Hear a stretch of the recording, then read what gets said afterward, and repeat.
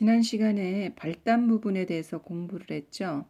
발단 부분에는 사건의 실마리가 제시되고 등장인물과 배경이 소개되는 부분이 발단 부분이죠. 오늘은 전개 부분을 공부해 보도록 하겠습니다. 전개 부분은 사건이 본격적으로 진행이 되면서 발단 부분에 나타난 갈등이 드러나고 긴장감이 조성되면서 사건이 얽히기 시작하는 부분입니다.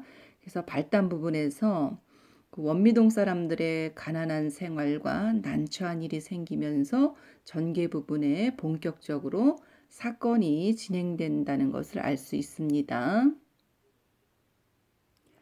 오늘은 전개 부분 바로 그 무렵 교과서 34쪽에 14번째 줄부터 시작이 되죠. 여기서부터 전개 끝부분이 어디냐면 바로 이 부분이죠.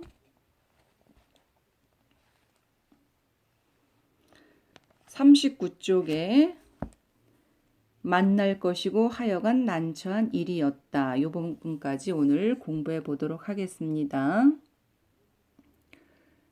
자, 전개 부분을 읽어보시면은 형제 슈퍼가 김포 슈퍼와 경쟁하게 되면서 덩달아서 원미동 사람들도 입장이 난처해지는 부분이 되겠습니다.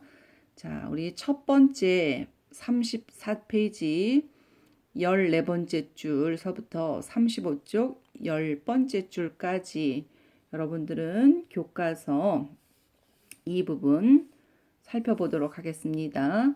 첫 번째 34쪽 14번째 줄에 바로 그 무렵이라는 부분이 나오죠. 바로 그 무렵은 어느 무렵이냐? 바로 앞쪽에 경운회가 싹싹하고 부지런하고 뭐 덤도 주고 이래서 장사가 잘 되고 있죠. 바로 경운회가 잘 될 무렵이 되겠습니다. 원미동 사람들은 자, 여기 교과서 34쪽 14번째 줄부터 15번째 줄에 해당되는 이야기입니다. 원미동 여자들은 형제 슈퍼의 김 반장이 가게 앞 공터에 수백 장씩 연탄을 부리는 현장을 목격하였습니다. 자, 경운에는 가게를 확장을 했죠. 쌀과 연탄을 팔던 경운의 가게를 확장해서 부식 이런 것들을 팔게 되면서 김반장네 즉 형제 슈퍼도 마찬가지로 그 이제 부식 같은 거에 앞서서 쌀과 연탄을 이렇게 부리는 모습이 목격이 되는 거죠. 그래서 바로 이 부분은 김반장의 모습이 보여주고요. 자, 이것은 앞으로 갈등을 발생시키는 것을 예고해 주는 부분이죠. 그 다음에 34쪽 19번째 줄 보세요. 19번째 줄에 이런 얘기가 있죠. 과일이나 야채, 생선을 비롯하여 생활 필수품들. 자, 과일이나 야채, 생선을 비롯하여 생활 필수품. 이거는 경온회와 취급 품목이 겹치게 되죠. 그러면 두 가게가 갈등을 일으키는 거는 당연하겠죠. 경운에는 김포네, 김반장의 가게는 바로 형제 슈퍼가 되죠.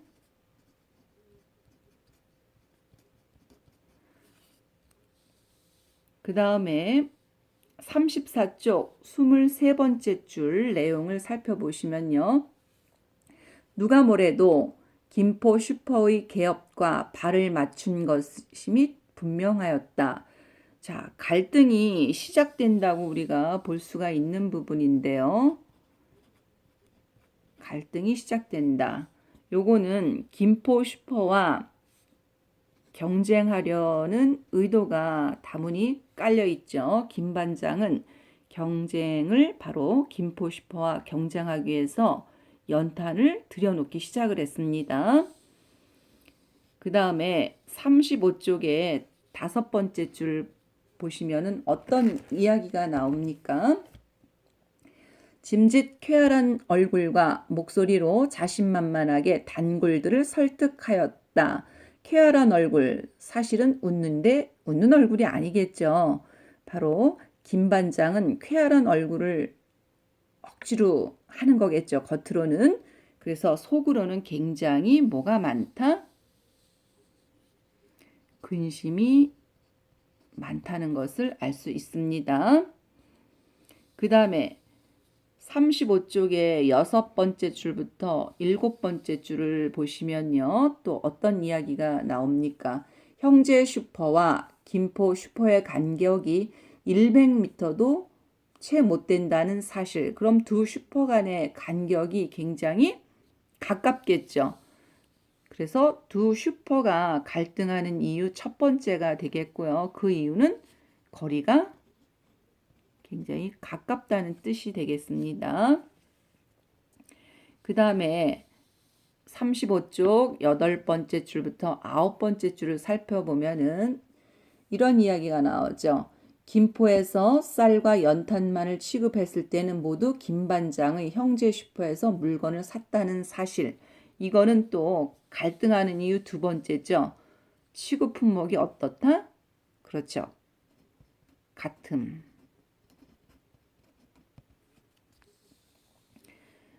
그 다음에 35쪽 11번째 줄부터 36쪽 8번째 줄을 형식 문단의 내용을 살펴보겠습니다. 우선 11번째 줄부터 17번째 줄. 여러분들은 교과서를 보시면 어떤 부분이 나오느냐 하면요. 바로 이 부분입니다. 김 반장은 서부터 또한 팔순 할머니가 매달려 있었다. 이 부분에 해당되는 내용이 되겠습니다. 자, 이 부분은 인물에 대해서 직접 제시한 부분이 되겠습니다. 그래서 김 반장의 처지가 나오는데요. 28의 싹싹한 총각이다. 싹싹한 총각이다라고 직접 이야기를 했죠.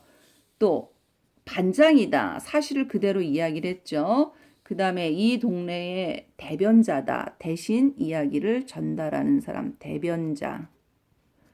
또 4명의 어린 동생과 다리골절로 직장을 잃은 아버지와 잔소리가 많은 어머니와 팔순의 할머니가 계신다는 거. 또 작은 짐차를 샀다가 한 달도 못 되어 사고를 저질러서 뒷수습하느라 쪼들리는 부분. 요거는 24번째 줄하고 25번째 줄에 나와 있는 거죠. 그래서 김 반장의 처지와 성격이 드러나 있습니다. 그 다음에 19번째 줄부터 20번째 줄에 이런 이야기가 나오죠. 적잖이 무질서하고 부식의 신선미도 떨어지는 편이다. 즉 형제 슈퍼는 굉장히 그 지저분하고 그 진열도 제대로 안 돼 있죠. 그러니까 사람들이 어디로 가겠습니까? 바로 김포 슈퍼로 사람들이 몰리게 되겠죠. 그래서 사람들이 뭐라고 이야기하느냐? 연탄을 들여놓는 그 김 반장의 태도를 보고 제 죽을 구멍을 파는 격이다. 왜냐하면 요런 제 죽을 구멍을 판다는 내용은 어디에 나왔냐면요. 36쪽 5번째 줄부터 6번째 줄에 나와 있어요. 36쪽 5번째 줄에서부터 6번째 줄에 이런 이야기가 나오죠. 그런 처지에 빚돈을 얻어 싸전을 벌이고 쌀이죠, 쌀. 그 다음에 연탄까지 팔겠다고 나서다니. 이거는 무슨 얘기냐면 사정이 어려운 판에 무엇을 하겠다? 빚을 얻어 장사를 확장한 것. 요 부분을 이야기하는 겁니다.